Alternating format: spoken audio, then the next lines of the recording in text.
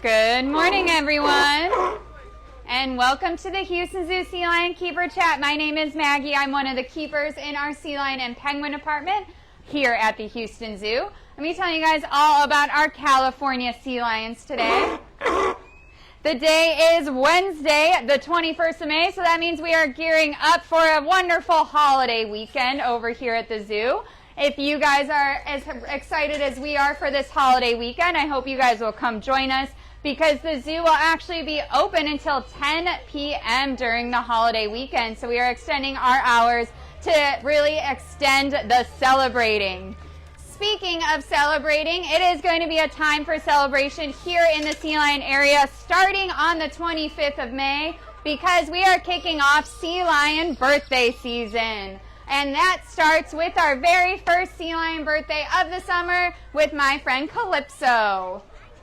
Calypso's over here saying hi to everybody. She will be turning 22 years old in just a few days. So that it will be on May 25th. She will be turning 22.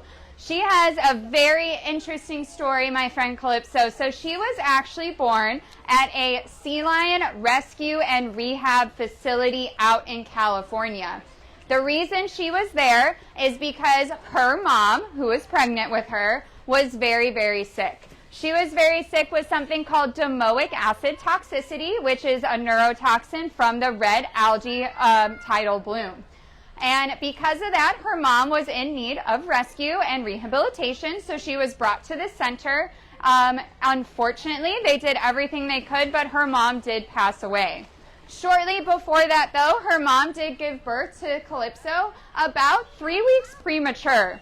So she was born at this facility, and without her mom to take care of her in the wild, she was deemed non-releasable and found a new home out in California for many years until coming here to the Houston Zoo about 3 years ago.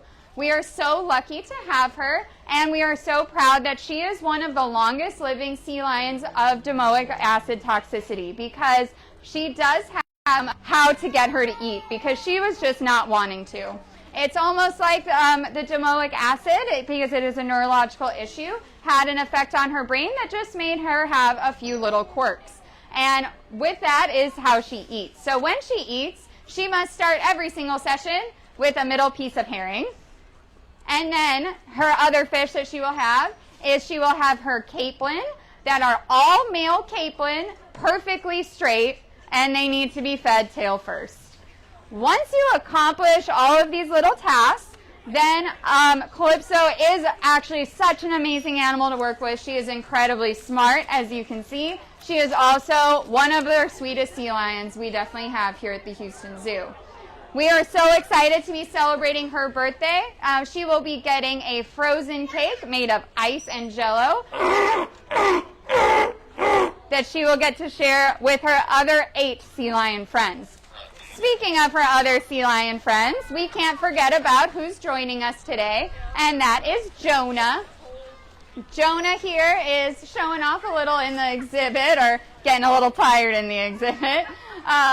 He is our dominant male sea lion, so you'll notice right off the bat that he looks a lot different than Calypso because of his overall size. So Jonah here weighs currently about 520 pounds, and this is the largest he will get all year. And that is because it is sea lion breeding season starting up, which he's very excited about.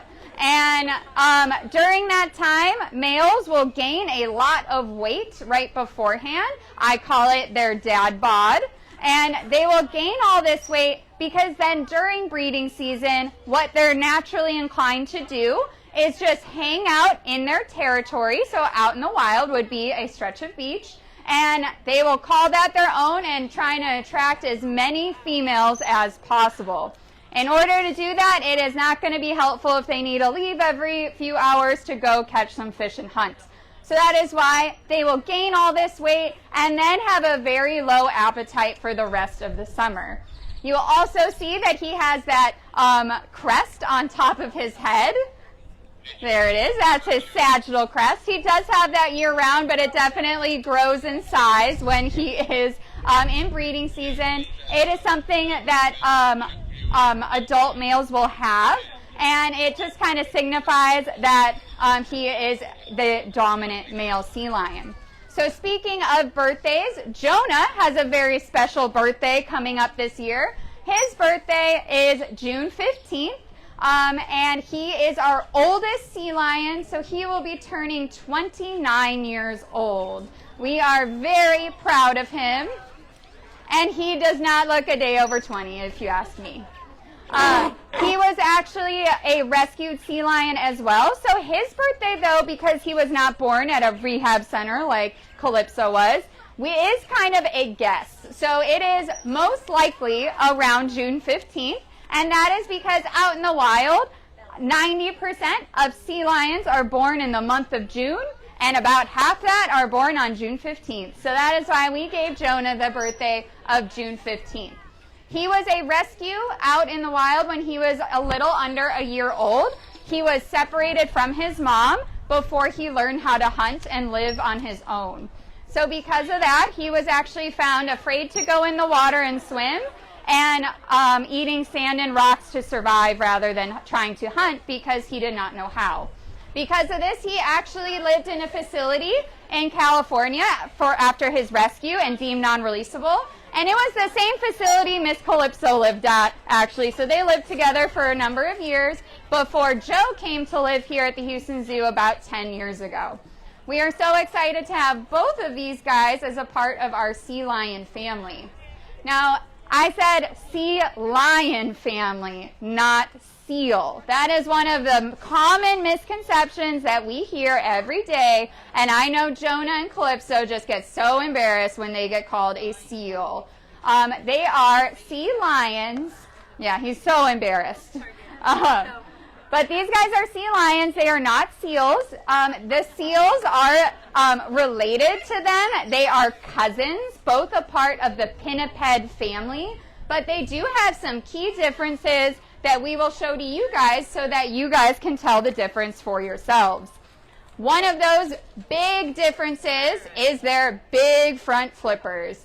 So you see Callie and Jonah here showing off their very long front flippers, about the size, a third of their overall body size. I like to say for us, it is like if you had your arms all the way out, then you are a sea lion. But if you were to go like this and just have your hands out, then you are a seal. Because seals have very, very small front flippers.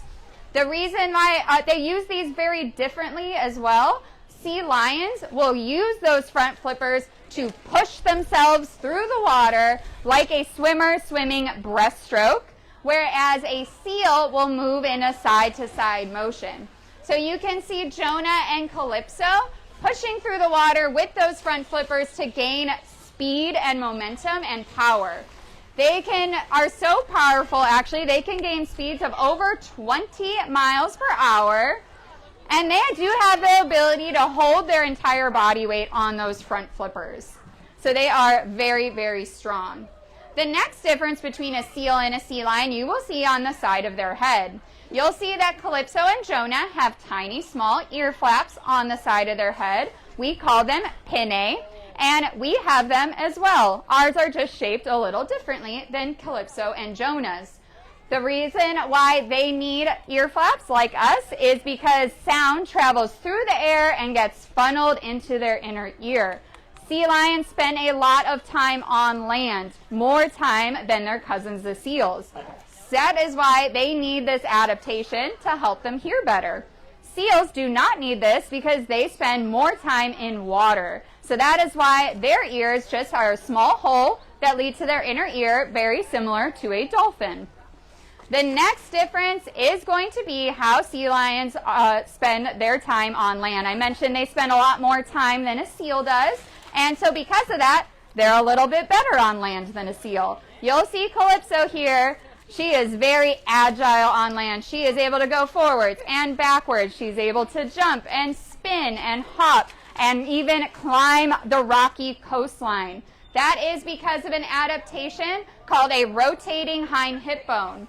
So that means that they are able to rotate their hip bone, tuck those hind flippers under their body, lift their belly off the ground, and walk on all fours. That is how they're able to be so agile on land.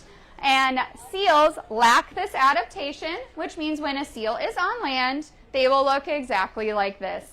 They will have their bellies fully on the ground, and to move forward, they actually just scoot along like an inchworm or a caterpillar in a motion called galumping. That is their best seal impression. That is the only time you will see Calypso or Jonah trying to be a seal. So those are our 3 big differences. And before we say goodbye, I want to quiz everyone just a little bit.